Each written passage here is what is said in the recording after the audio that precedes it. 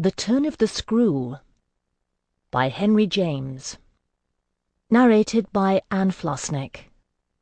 This unabridged audiobook was produced in the year 2008 by Tantor Media Incorporated, which holds the copyright thereto.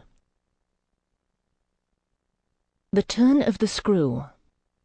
The story had held us, round the fire, sufficiently breathless, but except the obvious remark that it was gruesome, as, on Christmas Eve, in an old house, a strange tale should essentially be, I remember no comment uttered till somebody happened to say that it was the only case he had met in which such a visitation had fallen on a child.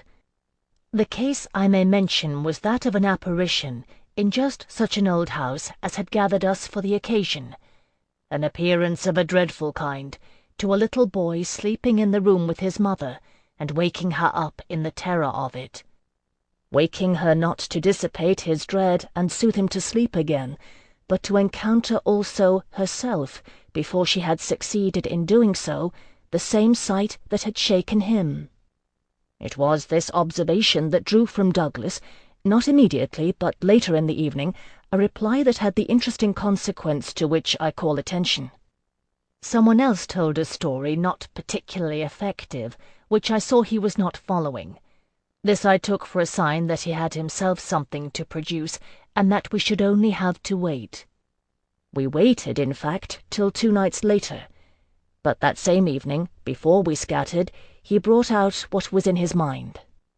"I quite agree, in regard to Griffin's ghost, or whatever it was, but its appearing first to the little boy at so tender an age adds a particular touch. But it's not the first occurrence of its charming kind that I know to have involved a child. If the child gives the effect another turn of the screw, what do you say to 2 children?" "We say, of course," somebody exclaimed, "that they give 2 turns. Also that we want to hear about them."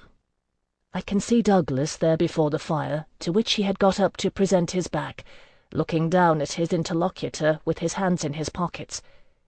"Nobody but me, till now, has ever heard. It's quite too horrible."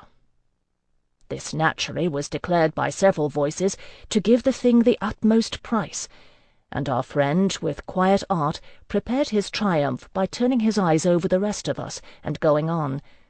"It's beyond everything. Nothing at all that I know touches it." "For sheer terror?" I remember asking.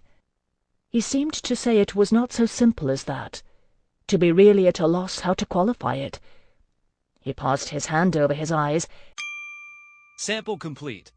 Ready to continue?